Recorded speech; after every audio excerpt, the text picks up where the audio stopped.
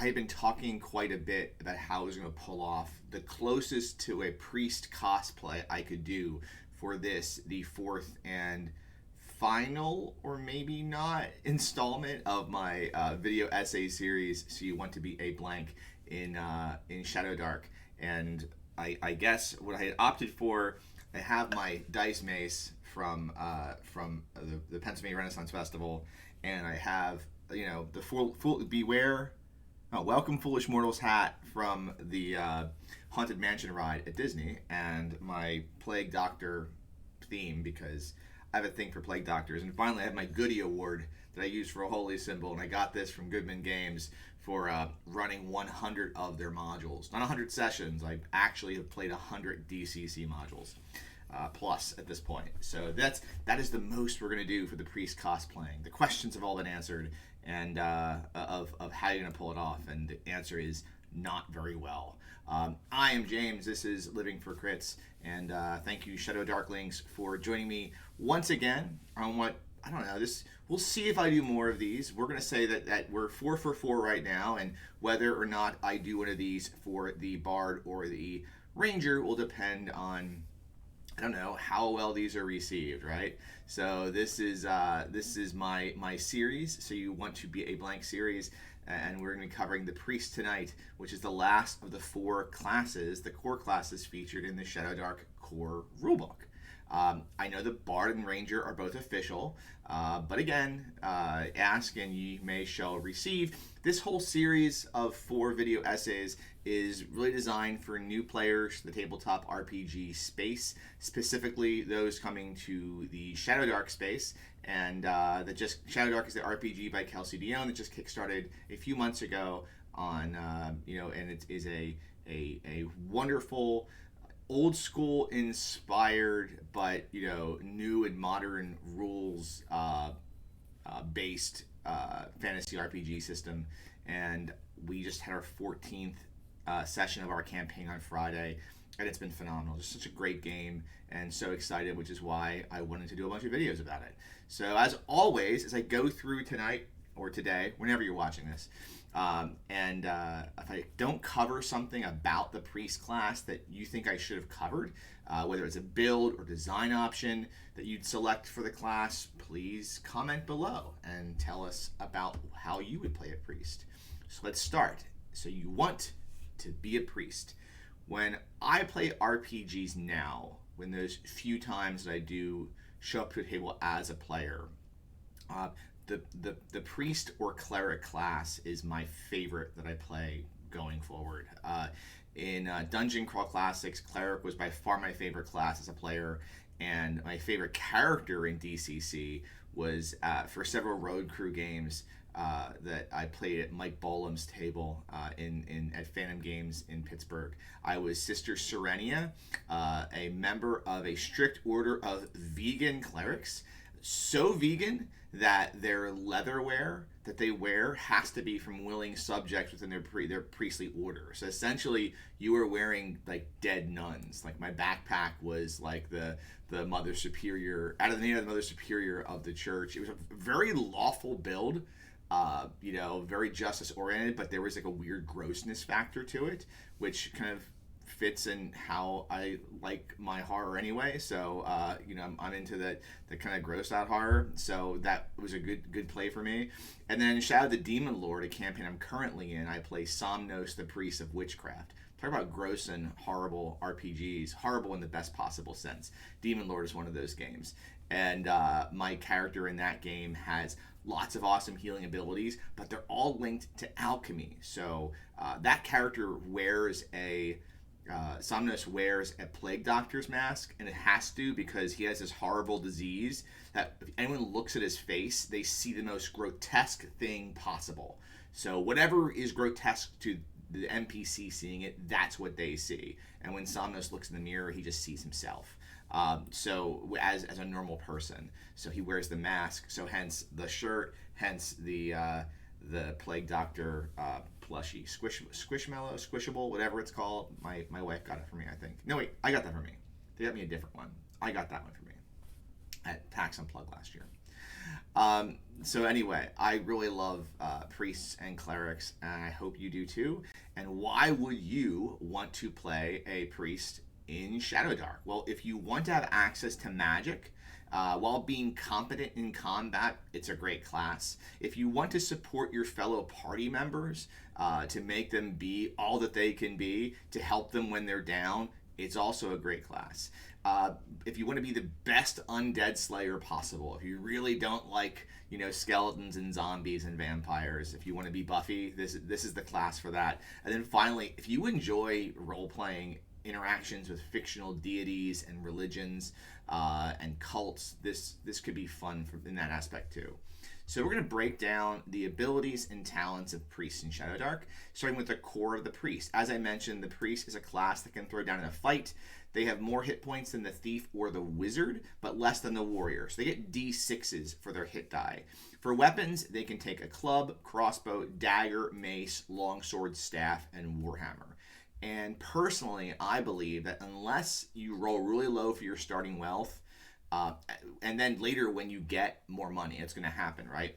I think this is always going to come down between the decision between two weapons, the longsword or the warhammer. A longsword being a 1d8 damage weapon that costs like 9 gold pieces that you can wield with one hand, and the warhammer being a 1d10 damage weapon that's two-handed. I know that going back to the very oldest days of basic D&D, the whole, I remember that there was that iconic cleric in the red box. I don't remember what her name was, but, she had her mace. She was holding her mace up, or her morning star, whatever it was. And the mace could be seen as the iconic cleric weapon. But I think that's sort of the olden days. At least from I've seen, I've not seen any undead at the table that require a bludgeoning weapon to do more damage than a slashing weapon. So I would say, go with the longsword. If you want to have that feel of crushing something, then by all means, take the warhammer. But it's a two-handed weapon. Just note that. Maybe your GM would be nice enough to let you take and say you have a smaller warhammer, just 1d8 damage. I am not that GM. I probably could be talked into it though. You can use all armor and shields. So this is why my personal taste for the priest is to always be going with longsword and shield. I'm fine with a little less damage. I want that extra AC boost. I need to have, I feel like it's important to protect your party's priest. You're going to have some additional languages that other classes don't have access to, except for the wizard.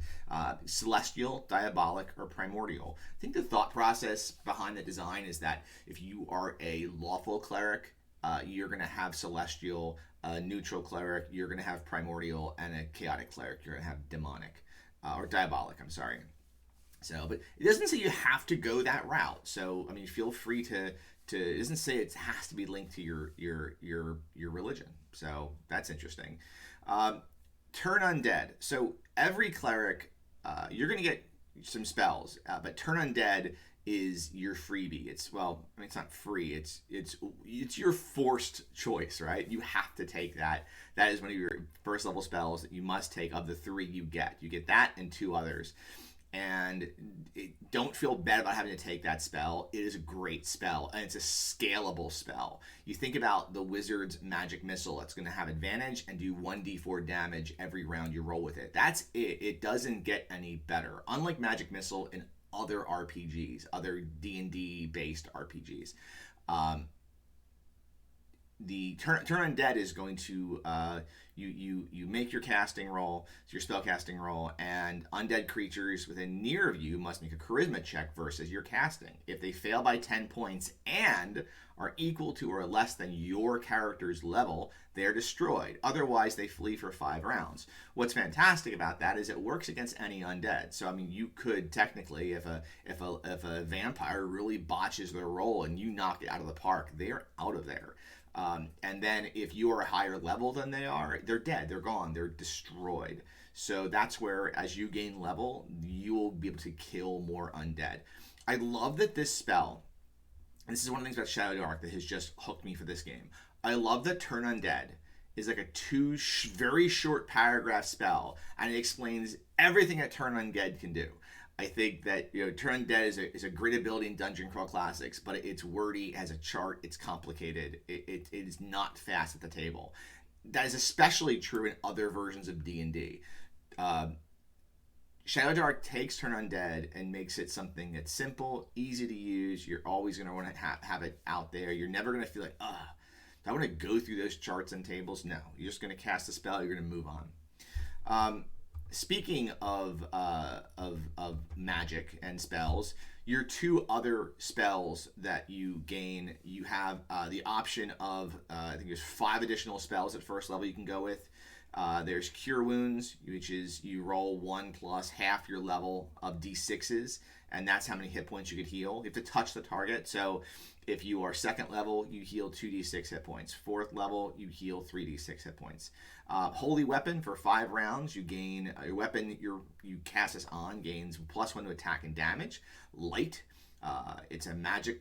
Something that you touch gets magic light for an hour. You cast on an object. I would say cast it on your shield or cast it on your sword or whatever weapon you're carrying. Protection from evil. There's 2 defensive spells and they're both a bit different. So there's Protection from Evil and there's Shield of Faith. Protection from Evil, when you cast it, chaotic creatures have disadvantage on the attack rolls and spell casting rolls against the target. Okay. But you must focus on that spell. So you're not going to be casting. You can do other things after you've cast that spell, but every round you're making a roll to keep the spell activated. Shield of Faith is +2 to your armor class for a flat 5 rounds, and then go and do what you want. Ultimately, it's about whether or not you want to set it and forget it, or potentially have it working for you for a long period of time. But if you lose the focus, the spell goes away. So those are your 2 options, and there's discussion as to why either would be best for you. Then just like there are wizard mishaps, and just like in Dungeon Crawl Classics, there is a downside to rolling a 1 on your spell casting for a priest spell, and it's penance. If you roll a 1, you must make a material sacrifice worth a certain gold amount based on the spell, or go on a holy quest, or ritually atone, or get on your knees and beg forgiveness for a period of time, or you lose access to that spell, or maybe more. Maybe you lose access to it permanently, depending on what you did, or how bad you were trying to do when you cast it. So keep it in mind that is very GM based. It is sort of expected that the GM is going to make a ruling at the table of what exactly is going to be what you need to do. There is a guideline of how much gold you'd have to sacrifice. But if you don't have that gold, or maybe if whatever it was an important thing you were trying to do and you failed it, or maybe you were trying to do something that was against your god to begin with, casting a spell, and then you roll a 1, bad things are going to happen for you.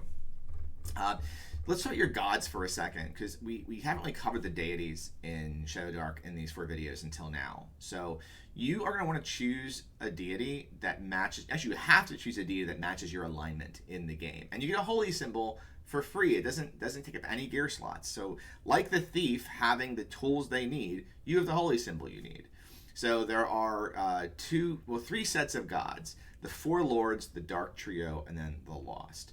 The 4 lords, there are 2 lawful gods: Saint Teragnis, a legendary human knight. She embodies righteousness and justice. And then there's Madeera the Covenant, the goddess of law and order. She is permanently scarred or tattooed with every law of existence on her flesh. I think that's kind of cool. There are 2 neutral gods. There is Ord, the god of magic and secrets. And then there's a big discussion on the Arcane Library Discord server right now about the pronunciation of this. There is, I pronounce it Gede, so Gede, and I've seen it pronounced as Geed, as Jeed, as I guess you could go Jed, or I don't know. I think I go with Gede. That's how you pronounce it at the table. That's how the players pronounce it.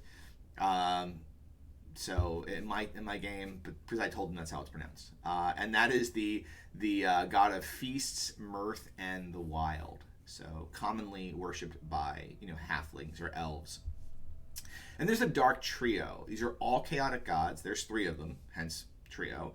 There is Memnon, the god of chaos, the god in opposition to Madeera the Covenant. There is Ramlot, the barbaric god of pillaging and strength, like the patron god of orcs, I guess. There is Shun the Vile, the goddess of dark arcane secrets who she seeks to displace Ord. I really love that. I love it that off the bat, two of the gods are going against each other. Like there's that fun back and forth. Well, I think in our table, what's going to be a challenge is there's now a worshiper of Shun the Vile at the table. I think that's one wizard in the party. The other wizard in the party is a god of worships Ord. Now those are wizards, so it doesn't make as much difference as clerics. We have a cleric of Gede at our table, but still, the gods. Every character can have a god they worship. And there are two lost gods, and they have been expunged from history and memory, and they are kind of up to the GM to come up with whether or not, however they would like to see these gods become like embodied at the table. If whether you want to insert two gods from other mythology, or you want to say that the players design them. Can these be worshipped by your priest? I think it's up to you and your GM, and I think this is an opportunity that if you want to come up with, contribute to the campaign setting, come up with a great idea and pitch it to your GM. And maybe the god's still lost, but you're the one sole worshiper of that deity. There's a lot of opportunity for role play with a priest, and it starts with the deities. Let's talk talents. So priests can get a bonus to strength or wisdom. They can get a bonus to +1 bonus to melee and ranged attacks, depending on their role. They can get +1 to priest spellcasting checks. And finally, they gain advantage if they roll double ones, which is the best thing you can get, essentially, when you're rolling your talents. They can gain advantage on casting one spell that they know. So that would be, especially early on in the build, if you get that right off the bat, having advantage on Cure Wounds or Turn Undead would be spectacular, because, again, both those spells scale. And I think that when you get that, you really want to focus on those spells that scale, that do more as you get better. You're going to cast them a lot more, because like Holy Weapon is nowhere near as effective in my mind once you get Cleansing Weapon. Like you're not going to cast, since these spells have a limited duration of time, like 5 rounds. Like Cleansing Weapon does an extra D4 or D6 damage. D6, I think it's undead. You're going to choose that all the time over Holy Weapon. And it might be between you and your GM to talk about maybe replacing some of those spells that maybe you don't cast anymore with something else. And I think a good GM will let you do that. So I have 3 priest variants. Really, I was trying to come up with 3, because I think I've done 3 for every video. I really think there's only 2 that you can target out the door, and there's a third option. That's kind of a nice flavor you could add to either of these. So the first is the healer. You're the first on the scene when a party member is in trouble, and you can protect yourself and rush to their aid. You really want to be great at casting Cure Light Wounds, so you want to have a spell casting check as high as possible. So if you are, low stats or mid-range stats for everything except for wisdom, healer's a great choice, because now, you don't have to worry about maybe waiting into combat as much. Because you're not going to be a frontline fighter. You're going to be the party's healer and maybe casting other spells. You still want to get the best AC that you can have, so wear the best armor you can, and then definitely have a shield, because you want that AC as high as you can have it. The Elf Priest is going to give you a +1 to your spellcasting rolls, but a nice little variant here is the Halfling Priest.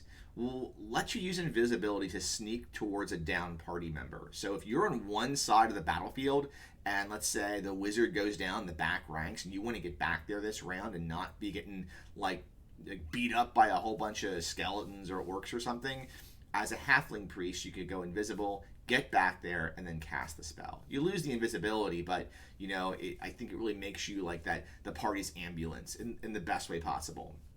The other direction to go is the War Priest, and you are here to bring your gods justice by force. So with the right use of spells, you will become every bit as effective as a fighter in combat, especially if you're bringing that Warhammer with the D10 damage per round.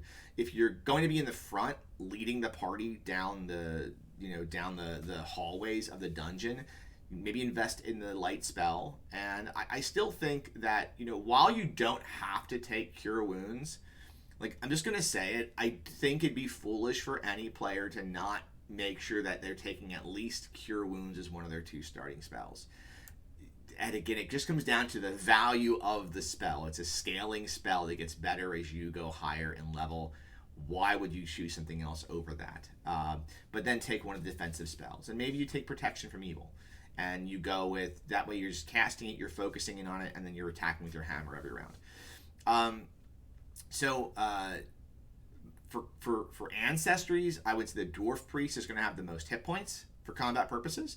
Plus, because there are so many dwarves with hammers miniatures, especially in the Reaper Bones line, it's going to be really easy to get a mini for that if you're playing with miniatures. The other build option would be the Half-Orc Priest, which allows you to have that excellence in combat. If a Half-Orc Priest with let's just say you had an 18 strength, you're going to be running around with a +5 to hit and +1 damage with that Warhammer at first level. It'd be +6 and +6 and +1 if you happen to get that one roll of a talent that gives you an extra bonus to melee or ranged attacks. So you could be a pretty awesome fighter. The one build that I think you can look towards as you gain level, and this is sort of a play style.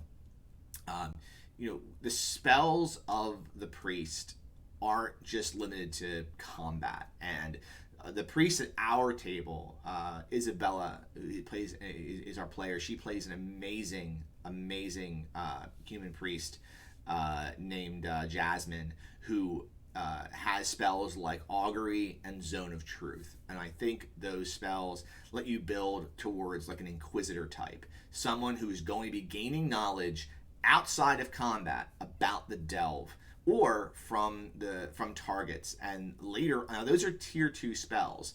And at 5th level, the tier 3 spell Command lets you force and direct others towards your will.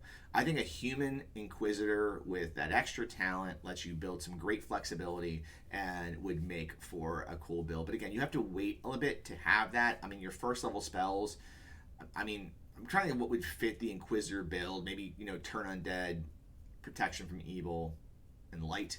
Oh, I said, but you should have Cure Light Wounds. I don't know. Tough call. It's a 3rd level build. 3rd level and higher. All right, let's talk money. Priests need cash. You need to be passing around the collection plate amongst the party members. So 2d6 times 5 gold at first level does not get you very far. But keep in mind, it is in the party's best interest to keep you, alive. My preferred loadout is pricey for a priest. It's going to be a longsword, a shield, and leather armor. You can't buy chain without you'd have to roll boxcars 2 6s times 5 to get chainmail armor. That's all you could buy. You couldn't buy anything else. So I guess you could buy chainmail and just have that in your holy symbol and you're done. But a longsword, shield, leather armor, and a crawling kit, it's going to cost you 36 gold pieces. So odds are you're not going to have that. 2 ways to kind of save money. Maybe go with a mace. It's only 5 gold pieces. Honestly, it wouldn't be a bad idea if you're going to save money to go for a club. A club costs you 5 copper pieces.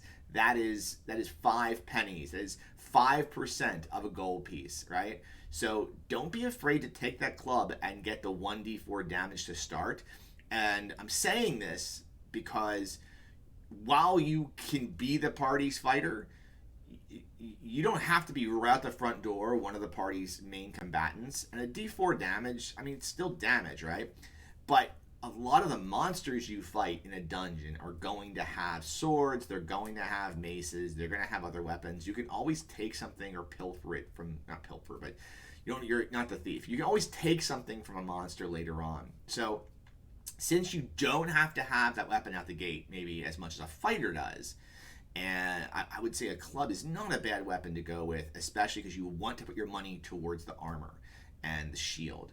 And if you don't have enough money for armor and a shield, I take the shield. It's the +2 bonus. But what if you only roll 10 gold pieces? This has been my thing throughout the entire series of these videos. Let's say you roll snake eyes and your gold.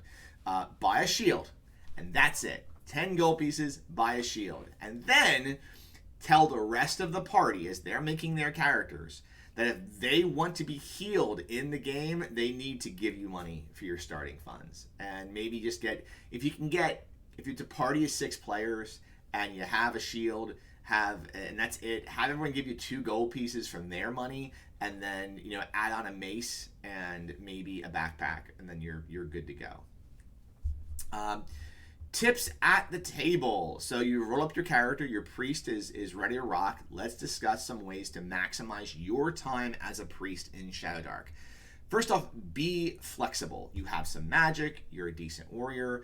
You have the flexibility to fill in different roles as the game progresses. I know in the old school, back in in basic D&D, there was the elf class, which was a fighter mage, and DCC is an elf class also, which is like a fighter mage. Second edition had a fighter mage. You could do a fighter mage in third edition. Fourth edition had a multi-classing system, but these ways to build a character is the jack of all trades, but you weren't really great at either. I kind of feel like the priest can fill that niche somewhat. Your spells aren't direct damaging spells like the wizard, and you're not as good a fighter as a fighter, but you can do a bit of both. So do either. If your fighter goes down and if they're dead and you can't heal them, grab their longsword and go into combat yourself. It may fall on your shoulders to get the party out of the dungeon if you need to go hire a new fighter. Your deity isn't just a space on your character sheet to write it in and then forget about. All right. Yes, this is old school inspired, old school aesthetic role playing, but that's not just something you're going to leave there and just go to the mechanics of your build. You want to role play your almost, I think I said cleric a couple times. It's like the same class. You want to role play your priest, right? Like a priest. So if you're a priest of Saint Tyragnis, you should feel like a paladin. You should be like a holy knight, a holy warrior. That's how your character should appear. Your armor should be impeccable. I think a great book to read for that, there was the Complete Book of Paladins for AD&D 2nd edition, and there's a whole series of how a paladin, what their day is like, cleaning their armor, praying so many times a day. I think a priest of Saint Tyragnis should feel like that. A priest of Ord should be questing for every bizarre and esoteric piece of knowledge the dungeon has to offer. A priest of Ord, a priest of magic and secrets, should almost be like a wizard, except you're learning these secrets in a way to become closer to your god, or to discover different aspects of them, not just to gain power. A priest of Gede, they should be the first person ponying up for funds for carousing. I mean, it's a storm god, a nature god, but it's also the god of mirth, right? So you should be having that party spirit.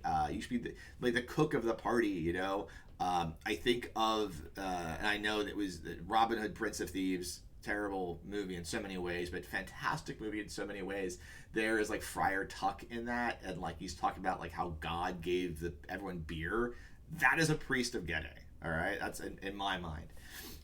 There's not a lot of information for these gods either, so it's a lot of blank space for you to fill in bits and pieces about your order. And just because your order of Gede, your order of Madeera the Covenant isn't like everyone else's, or another characters at the table, or even the GM, how they see it, it doesn't make it wrong. So feel free to play with that. When it comes to money, you do want to be setting aside funds for chain and plate mail. They cost significant cash, so the party should be helping with that investment. Don't worry about mithril. You shouldn't need it unless you're swimming a lot, right? But you want to be protected. So getting to that 60 gold pieces right out the door in the first dungeon and walking away with that and investing in your chainmail, it's a good buy. The last thing I want to say, and this is about why I spent so much time between playing a cleric in my early days of D&D and why I didn't play one again until recent years is I was part of a campaign once where I got forced to play a cleric because the GM was sort of building the party, if you will, and his closer friends had first choice of who to play. And then two of us who wanted to play, no one had chosen a cleric. We were forced to play a cleric. Not only that, we were kind of barked at a lot about when we weren't casting Cure Light Wounds and Cure Moderate Wounds. And it just made me feel like the heal bot. So I'm going to give all you priest players now, the James, the Judge James, approval here. You are not a heal bot if you're a priest at the table, unless you want to be. If you want to be casting Cure Wounds every round, go for it. Have fun and do that. If you get excitement and enjoyment out of playing someone who is like, the first responder, by all means do it. But don't let other players boss you around about when you need to heal them. It's their responsibility to keep their characters alive, not yours. Unless the social contract of gaming at your table says that that's your job. Otherwise, play your priest the way you want to play your priest, in any way we've discussed previously, or in your own way. And if you are talked into healing someone you don't want to heal, then make sure you exact your own, almost revenge, but get something out of it. In fact, start making sure that you get some conversions at the table. Like, you want this healing? That's great. But let me first tell you about the word of Madeera the Covenant and all of her laws and how she can help you. So, in conclusion, playing a priest lets you play as a warrior and a cleric. You're a healer and a soldier of the gods, and it gives you lots of great opportunities to roleplay in a fantasy religion environment, and that might be right for you. But ultimately, all of these are just my thoughts. How would you play and build a priest in the Shadowdark Role-Playing Game, or any other old school inspired tabletop game? Please comment below. Thank you all for spending some time with me, for watching these videos over the last several weeks.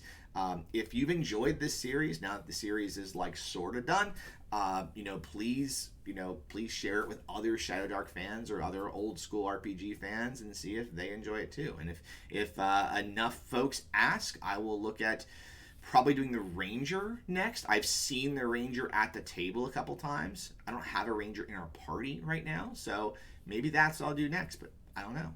I don't have any cool Ranger gear like I have stuff that I can come up with for, a priest. So, all right, well, thank you so much for spending time with me. I hope you have a wonderful week gaming. Take care.